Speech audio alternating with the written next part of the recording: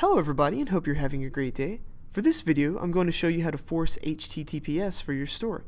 So if you go to the bottom left and click on Settings, and then Store Information, and then underneath Store Information, choose Advanced. Now from this page, you should see a Force HTTPS checkbox.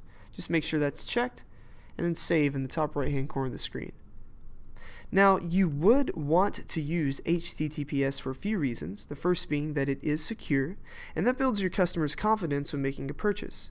If you've ever noticed the green lock in the address bar of some sites, that means that it is HTTPS. And if you've ever seen warnings when trying to go to other sites, that's because it is not HTTPS. Another reason is that Google is using HTTPS as a ranking signal, so this can affect your SEO.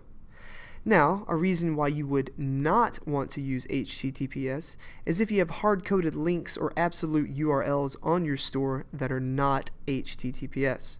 This can cause something called a mixed content error and make any HTTP links break or be blocked.